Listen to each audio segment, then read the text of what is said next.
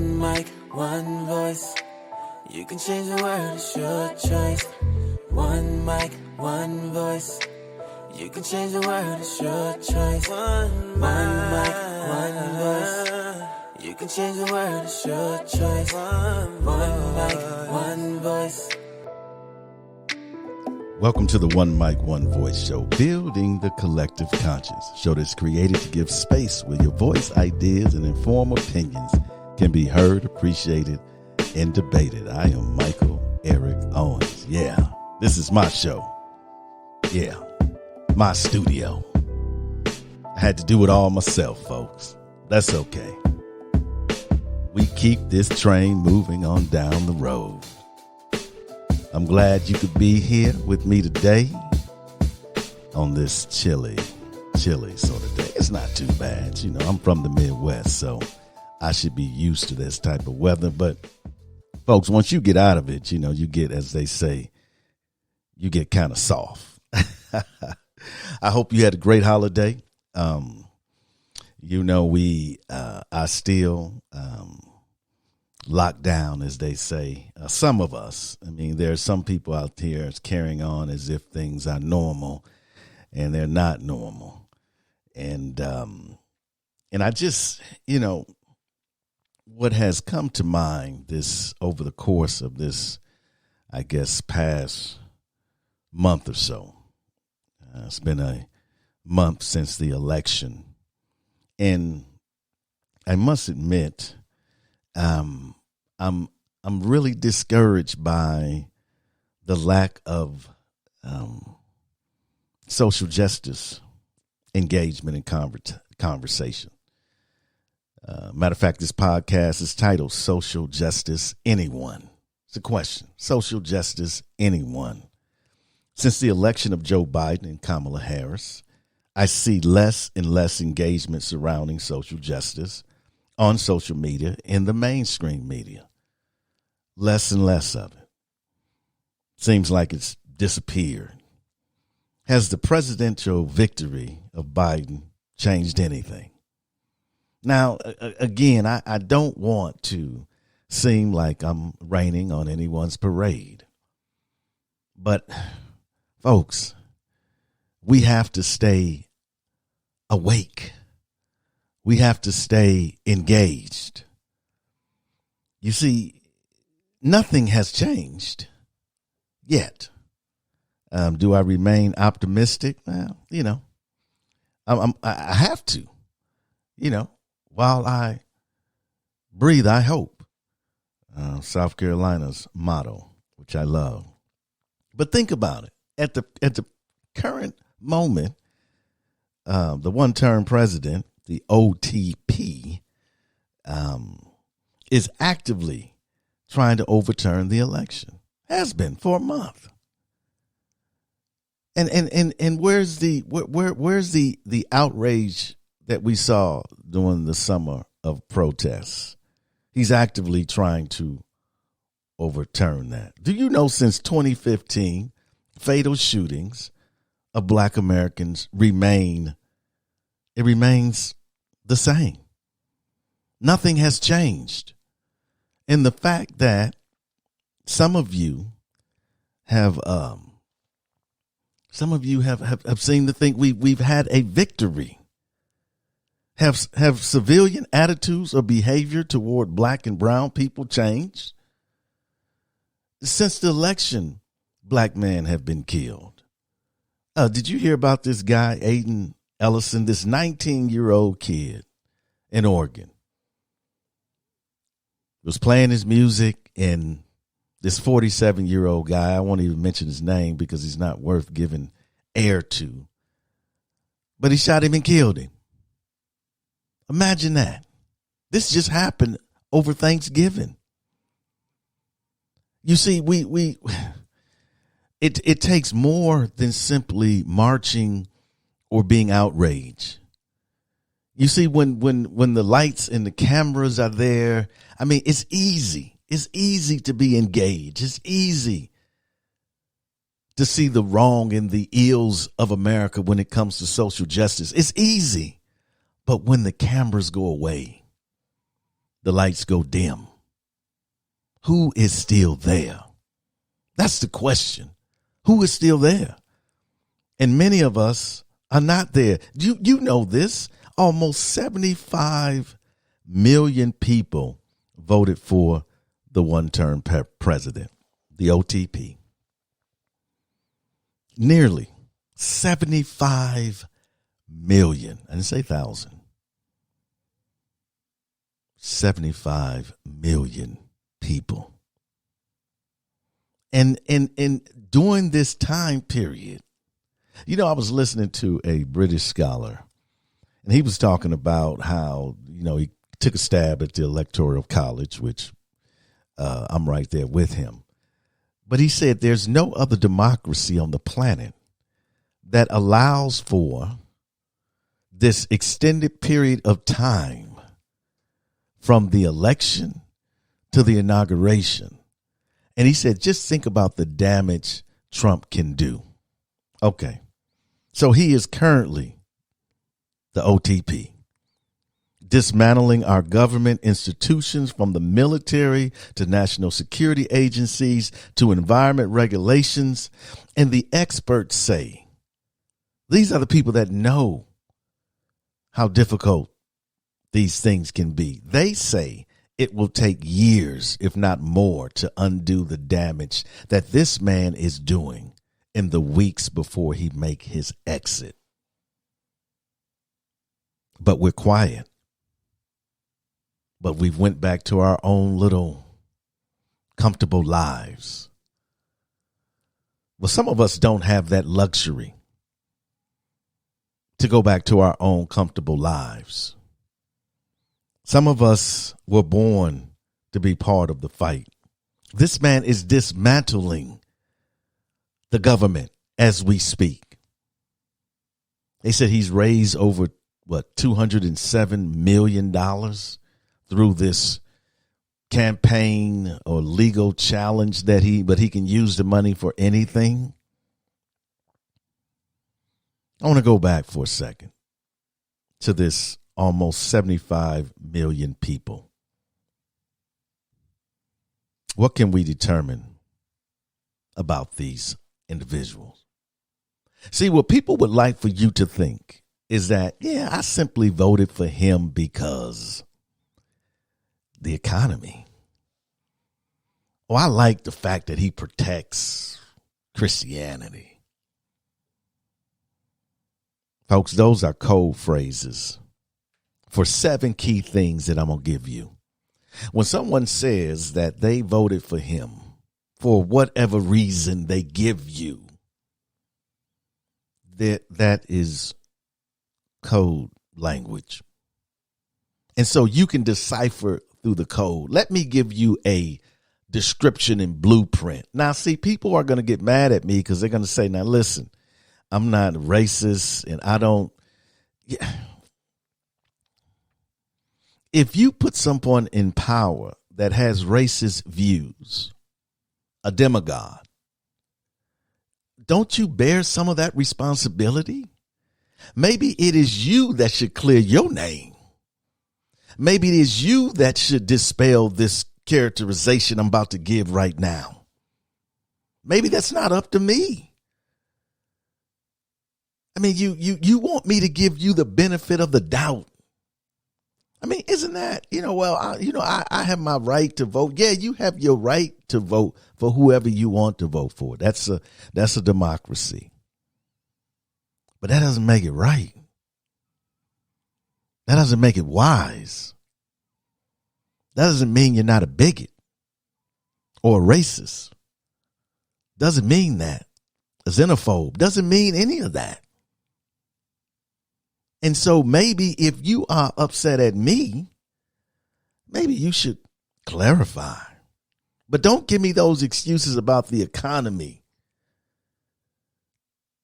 Because if you cared about the economy, you would care about the virus, because the virus has struck a blow to the economy, but you still went out and voted for him. 75 million people almost voted for this man. So listen, What can we determine about them? Well, let me give you 7 things. Number 1, they have no problem with the direction of this country. Think about that. To put him back in office, you are saying you have no problem with what's going on.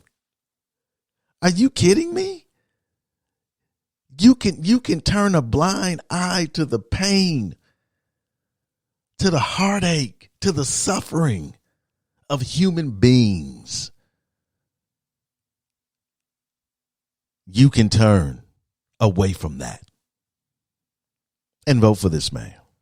You have no problem with the direction of the country, no problem with the over-policing of our communities, no problem with the high unemployment rate, no problem with the death rate of black and brown people, no problem, because you like the direction of this country. Number 2, they have no serious issue with misinformation as long as it benefits them. In other words, you don't care about truth. This man lies every time he opens up his mouth, and you put him in office. How do you justify that? Many of you are running around here talking about, Jesus. Many of you are this Sunday. Some of you are watching. You're probably watching your service on the internet, or some of you, as at Victory Church in Tulsa, go into the house and you say you praise him, but you don't care about truth. Didn't he call himself the truth? But you don't care. Okay. Number 3, they don't care about racism or social justice. Those 75 almost million people do not care about racism and social justice. You can't vote for a person that says there's no systemic racism whatsoever, that justifies every police killing of black and brown bodies, and say you care about social justice. You can't. You can't do that. Number 4, they give little or no thought to the suffering of people who don't look like them. Well, we call that empathy. They have no empathy. You said, well, hold on, Mike. You painting a dark picture. Yes, I am. Because he's a dark man. So you see, it's not just the thing about the one-term president.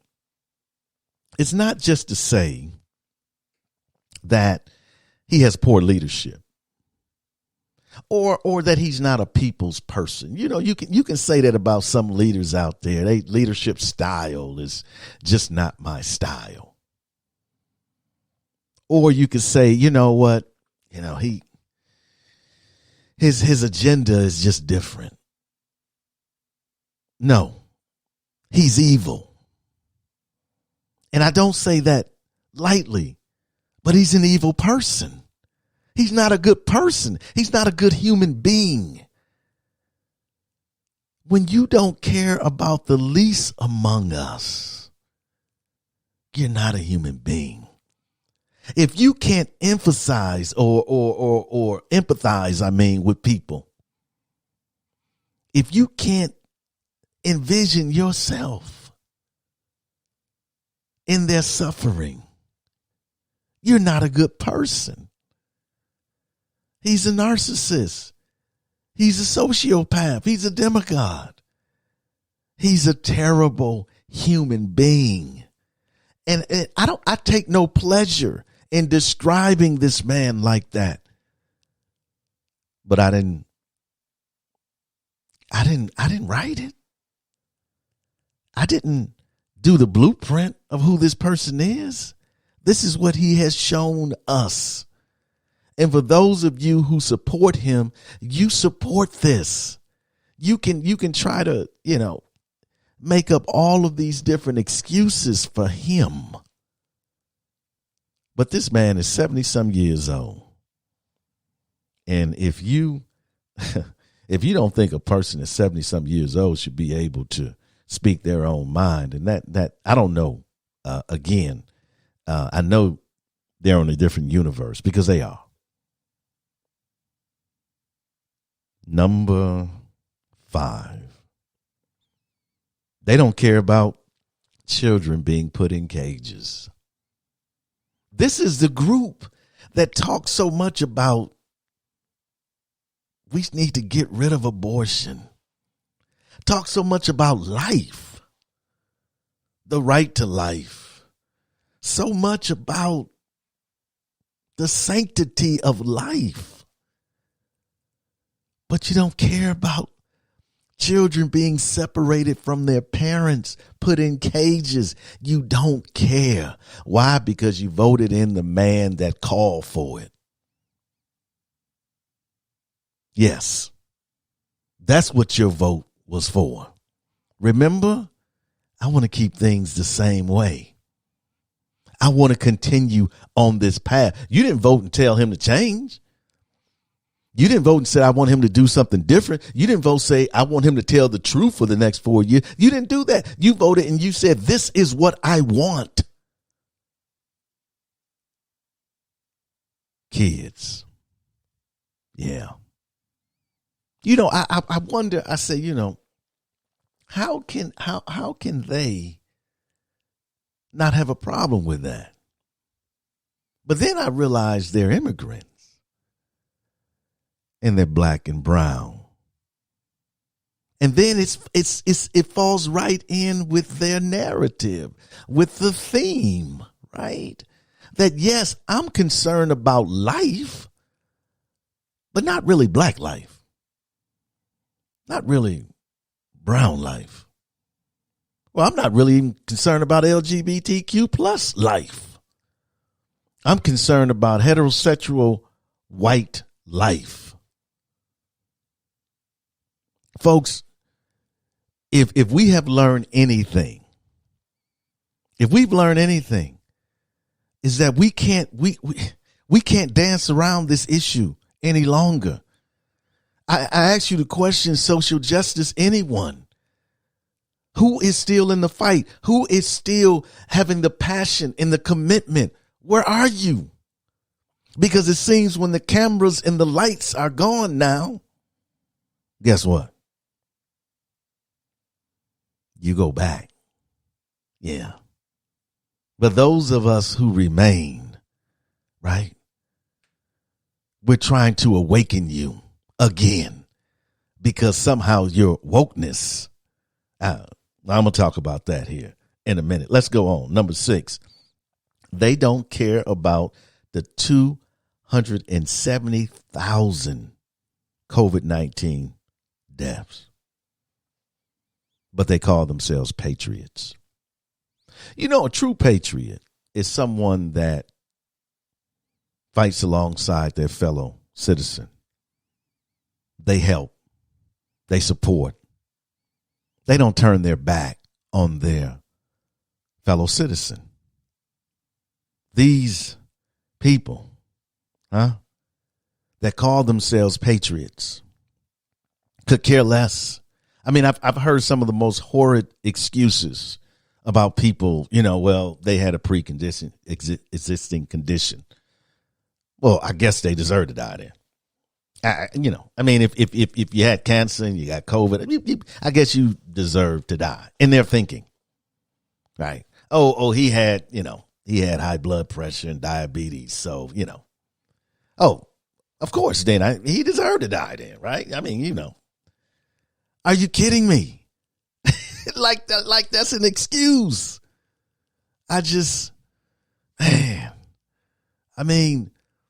What is going on in their universe?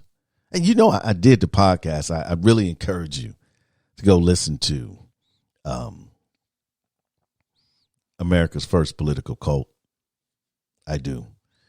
And folks, do me a favor. Hit the subscribe button down there. Hit the notification so that you can get the latest and the greatest from the One Mic, One Voice show. And number 7, let's wind this thing up. Number 7, They care more about their personal freedom. Personal freedom. It's kind of a weird way of putting it. My personal freedom. At the expense of others by refusing and politicizing the wearing a mask.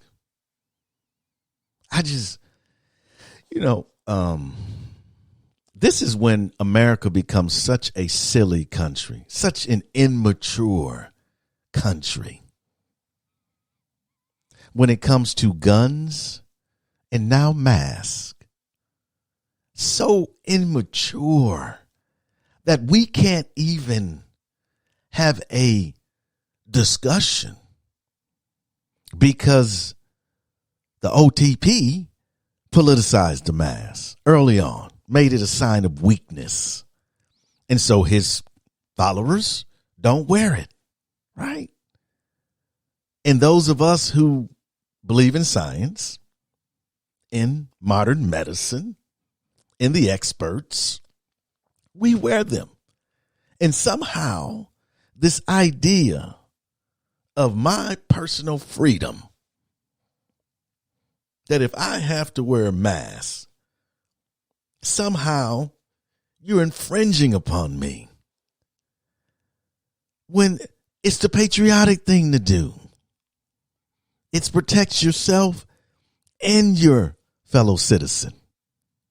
But no, folks who voted for this man could care less about your safety, my safety. They can wrap it up any way they want to. They can give you excuses. They can lay it out to you any way they want to. The bottom line is they don't care. Again, we have to start having real conversations. I hear all this talk about, we need to compromise. Can you compromise when there is no truth?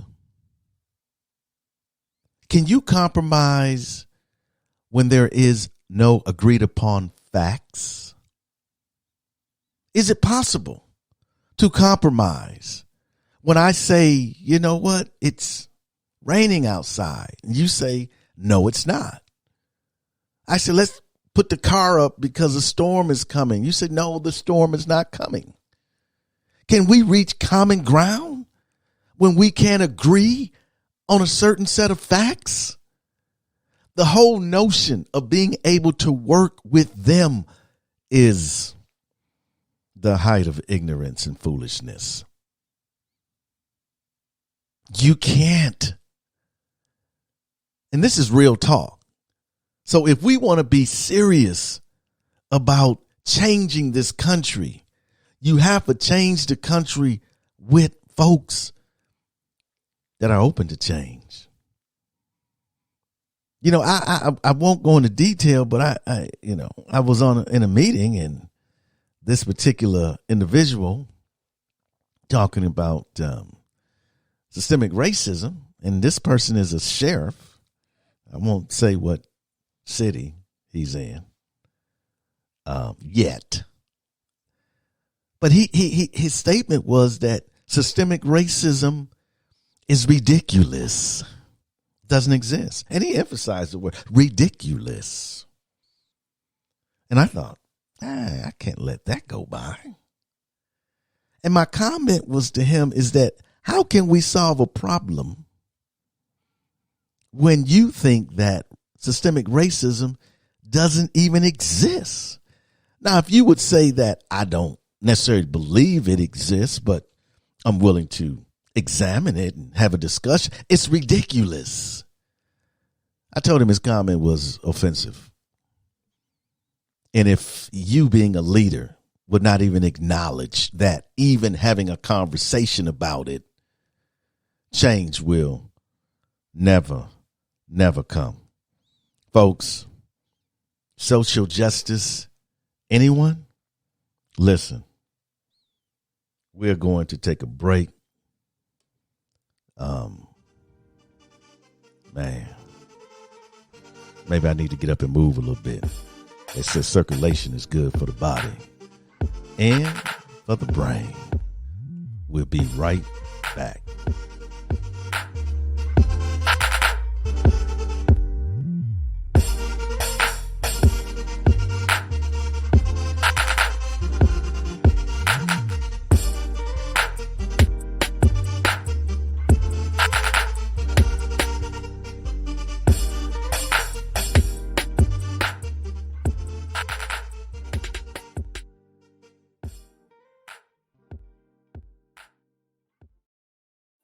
This is Michael Eric Owens, host of the One Mic, One Voice show. I want to give a shout out to all of our listeners all across the globe. Thank you for your undivided attention and for your conversation. You can catch us every Sunday on YouTube, 12:30 p.m. Central Standard Time. And you can also catch us on Podbean, Stitcher, Spotify, iTunes, on any one of those lovely, wonderful podcasting platforms you love to listen to. Please always remember, you can change the world. It's your choice.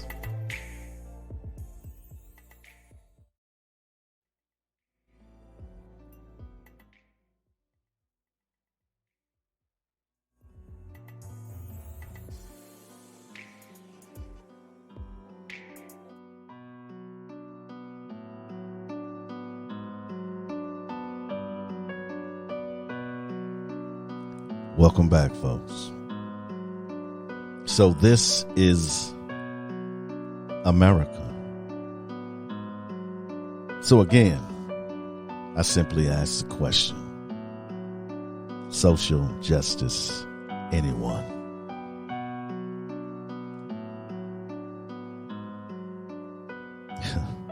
Has the injustice of black and brown LGBTQ plus communities vanished from social media platforms and the mainstream media? Why? Why?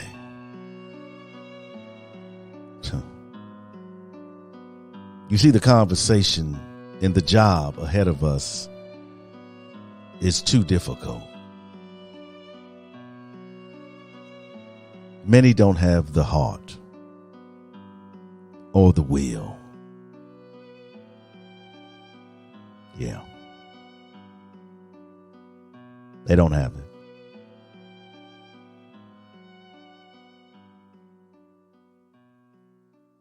Sad but true. Definitely. This requires more than what people thought they had signed up for. It's much easier to go back into your normal lives and talk about and post selfies and do all that. It's more easy than to stay in the battle.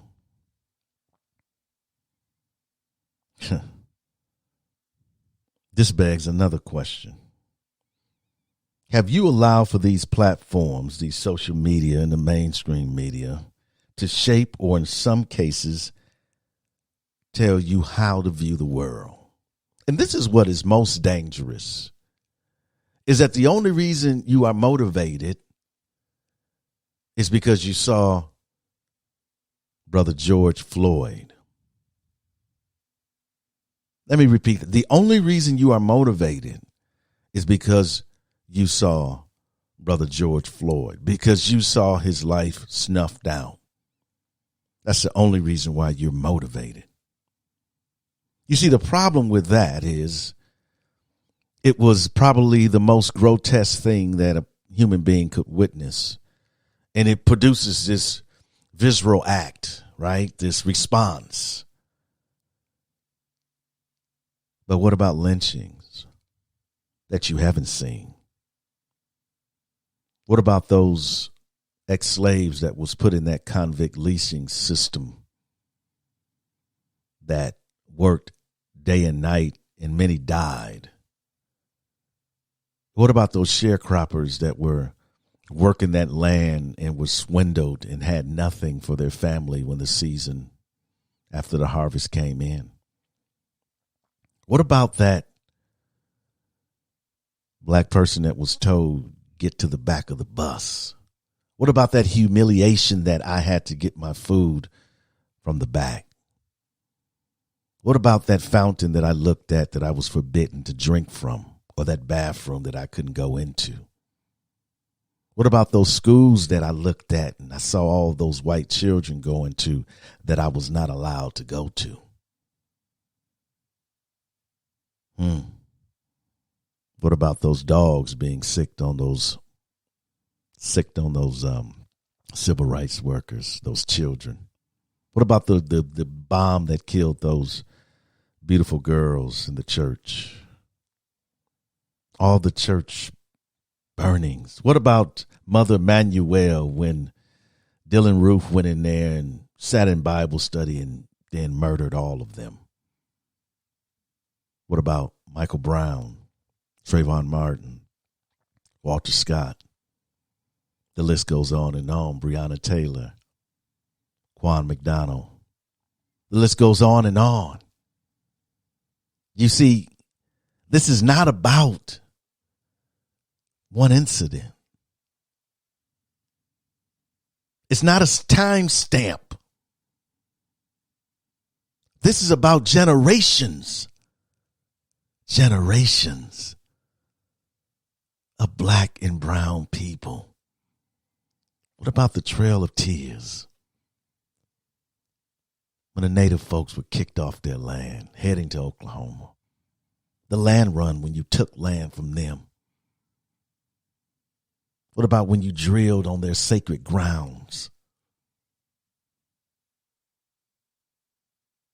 You see, it's not about one incident. It's about generations of suffering. It's about being born a slave and dying a slave. Yeah. So what's shaping your commitment? You see, many of you don't have the knowledge to know how deep it hurts, to understand how deep the trauma goes. You don't have it. And many of you will be overwhelmed by it. This you know, so you run. The first opportunity to put it aside, America puts it aside.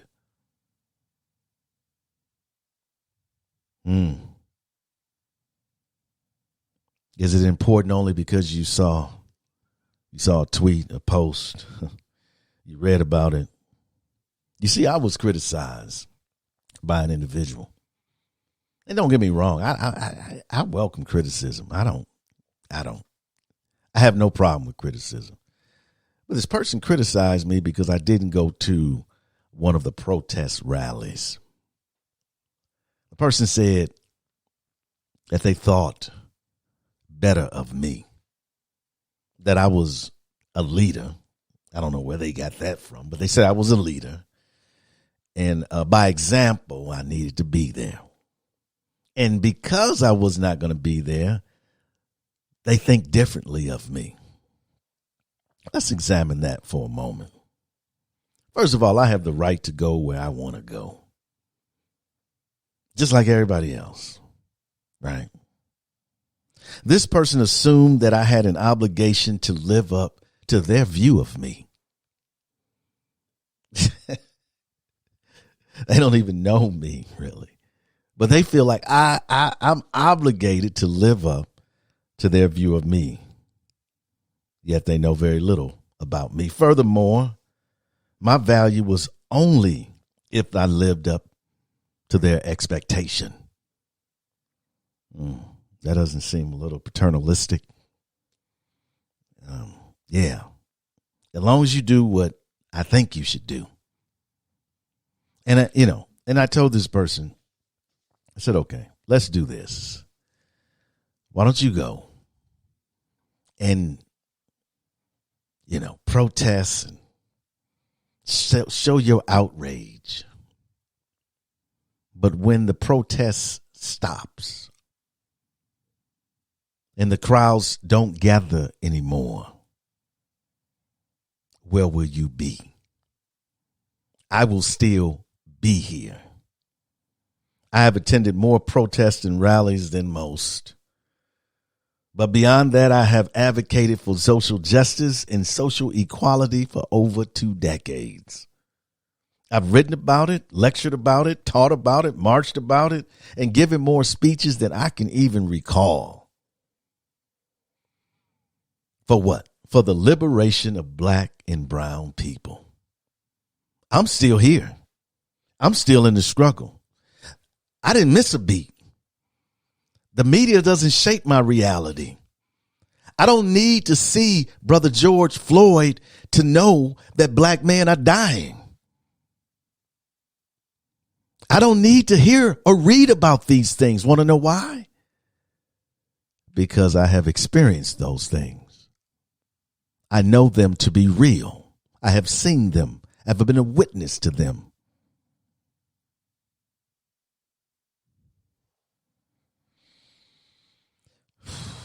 Lastly, do we think for a second that the criticism matters to anyone in this struggle? You can't be committed to this struggle without realizing you're going to be criticized on either side. And that's the problem. That's a problem with many folks now, because they can't have these conversations with their family because their family will be critical. Right? They might lose daddy's love or daddy's financial support. Right? Or they might get daddy's disapproval or mommy's disapproval. Where is your commitment? Is your commitment so fragile that the very first opportunity of a sign of victory, that you put your battle gear away, that you say, it's over, things are going to change now? What has changed? What has changed? Right? Nothing has changed. In addition to the one-term president, the following things are happening in our country right now. Number one, police budgets are getting increased.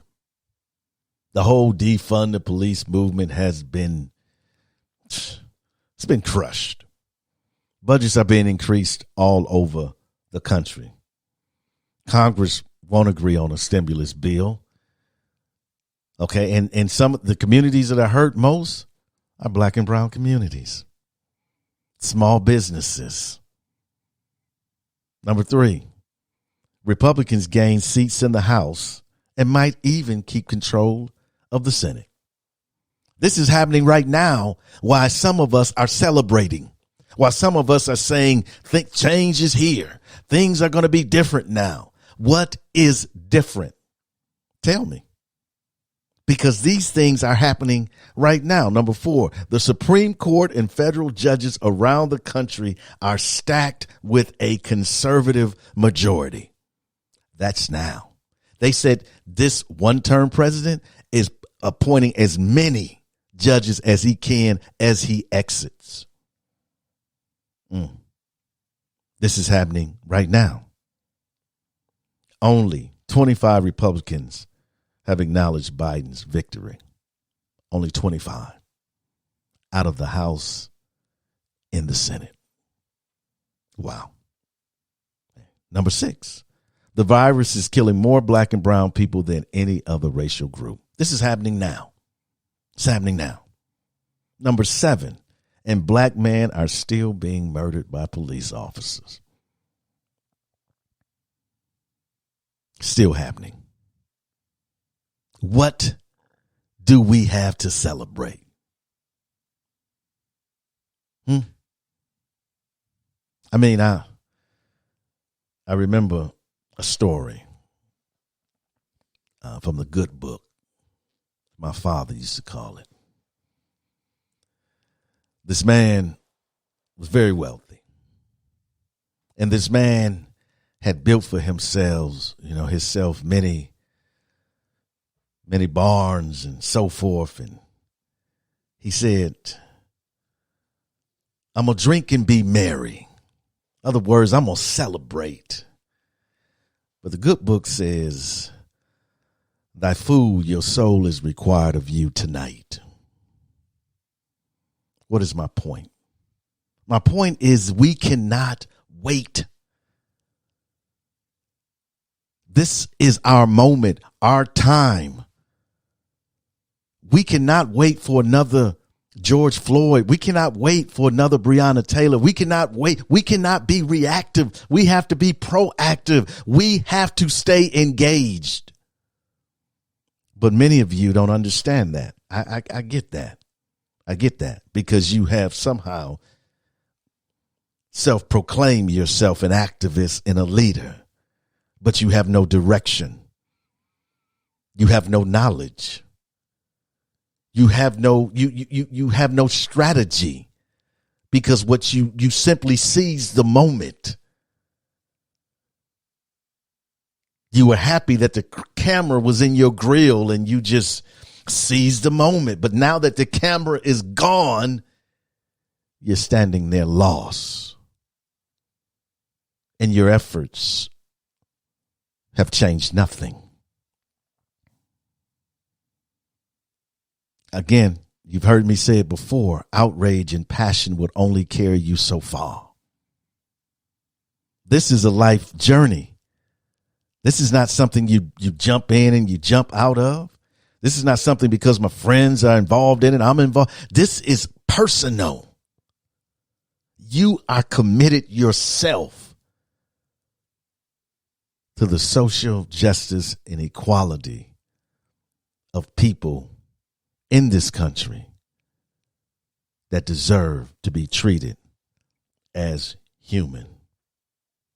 I ask you today to return to this commitment. Maybe we call it your first love. You remember that first love? Yeah, return to your first love. This social justice. Return to that passion, that outrage, but return to it because you are committed for the long haul. I hear how young people, I want committed young people. I'm not interested in an event. I'm interested in a journey. It is not about protests. Matter of fact, a protest is a reaction. It's not being proactive. To stay engaged and at a moment express your outrage. It's okay to be outraged at moments. But that's not the foundation. The foundation is our belief in equality for everyone. Everyone. Equal access for everyone to education, to an economic future, to opportunity for everyone.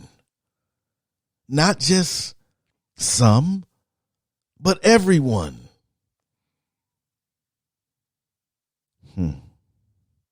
But some of us have been lulled to sleep. We're out. We're on the couch. We had too much to drink. We're gone. They done got us drunk. And, Biden's election has got us drunk. Yeah, we laid out. The room is spinning. And we just want to stay there. We don't want to get back up because it's too hard. But I thought you were woke. Isn't that what you said? You said, I'm woke now. Well, show me your wokeness. Show me your tenacity. Show me your commitment. Show me. Because I've been here before. I don't need you to continue on. While I desire for you to be with me, there's strength in numbers. I don't need you, because regardless of what's the level of your commitment is, that doesn't matter to me. I'm in the struggle, been in the struggle, won't leave the struggle until we have defeated this thing called injustice. I don't have to be called woke. I don't need a trendy term to describe my commitment, because I have been laboring, as I mentioned, for over 2 decades. Social justice, anyone? History will speak of us. Somewhere in the distant future, a scribe will reach down deep into the archives of our time, and what will she find? Will she discover that we overcame our differences? Will she find that out of many we became one? Or will she find that we solved nothing and remain a divided peoples? Yes, history will speak of us. We can beat the change that's in our lives. All we gotta do is work together. We gotta raise our children better. We gotta stop the hate, and spread the love. One mic, one voice. You can change the world, it's your choice. One mic, one voice. You can change the world, it's your choice. One mic, one voice. You can change the world, it's your choice. One mic, one voice. You can change the world, it's your choice. Your choice.